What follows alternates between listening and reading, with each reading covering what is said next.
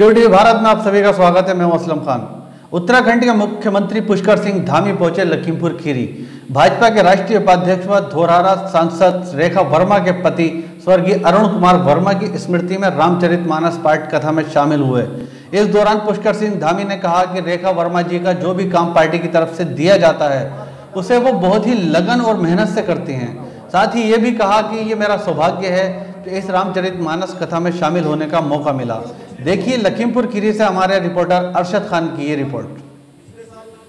अचानक मुझे किसी एक अयोध्या धाम दिल्ली वालों का एक बहुत बड़ा वहाँ पर एक धर्मशाला बन रही थी, तो उन्होंने 2-3 महीने पहले से कार्यक्रम किया हुआ था। अचानक मेरा उस कार्यक्रम में जाना हो गया और मैं इस बार जब अयोध्या गया और वहाँ मैंने देखा कि क्या भव्य परिसर बन रहा है, क्या वहाँ पर विस्तार हो रहा है, क्या काम चल रहा है। बड़ी बड़ी कंपनियों के इंजीनियर लगे हुए हैं, बड़े बड़े आर्किटेक्ट लगे हुए हैं, बड़े बड़े नक्शे बनाकर काम चल रहा है।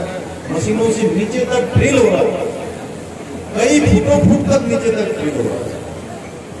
तो ये काम भी भगवान राम का जो हम लोग सोचते थे वहाँ भी काम उत्तराखंड की देवतुल्य जनता के सामने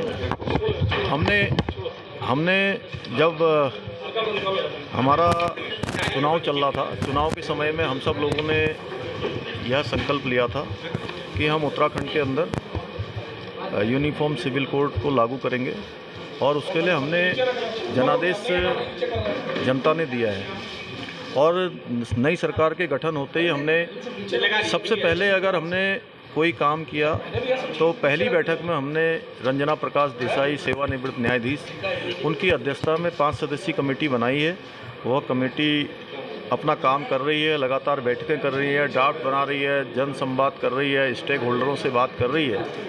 और इसके पीछे हमने जो कारण दिया था जिसके कारण से हम उत्तराखंड में इसको लागू करना चाहते हैं, उत्तराखंड जहाँ देवभूमि है, यह गंगा का प्रदेश है, यमुना का प्रदेश है, देवभूमि है, देवों का प्रदेश है, चारों धाम हैं, बद्रीनाथ है, केदारनाथ जी हैं, हमारे देवी देवताओं का स्थान है। और प्रत्येक परिवार से कोई न कोई सेना के अंदर अपनी सेवाएं देता है। किसी के घर से बेटा देता है, बेटी देती है, किसी के चाचा देते हैं, किसी के पिताजी देते हैं। कोई ऐसा परिवार नहीं है जो सेना या अर्धसैनिक बलों में अपनी सेवा न देते हों। इसके साथ साथ 2 अंतर्राष्ट्रीय सीमाओं से लगा हुआ भी प्रदेश है। तो ये हमने उत्तराखंड की जनता के सामने रखा था। उत्तराखंड की देवतुल्य जनता ने हमको मैंडेट दिया और हम उस पर काम आगे कर रहे हैं, तेज़ी से सबके सुझाव भी ले रहे हैं और जल्दी ही हमारा ड्राफ्ट बनकर तैयार हो जाएगा और उत्तराखंड की सरकार इसको लागू करने की दिशा में आगे बढ़ेगी। ट्रांसफर रोके गए आपके द्वारा? देखिए वो कुछ उसमें इस प्रकार का है कि कुछ संशोधन होने हैं, कुछ उसमें और भी जो संशोधित सूची होनी है, जल्दी ही उसको संशोधित करके सबसे बात करके एक जो ज़रूरत है उसके अनुसार जल्दी ही सूची प्रकाशित करेंगे।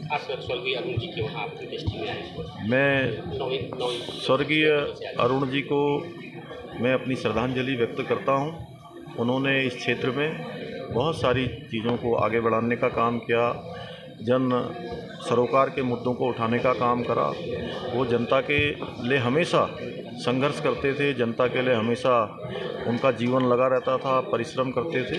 और अब उनको आज के अवसर पर श्रद्धांजलि है, मैं उनको श्रद्धांजलि देता हूं। और यह भी चूँकि उनके श्रद्धांजलि के अवसर पर यहाँ पर बहुत शुभ कार्य रामचरितमानस का हो रहा है, ऐसे समय में जहाँ पर रेखा जी जो इस क्षेत्र की सांसद हैं, उन्होंने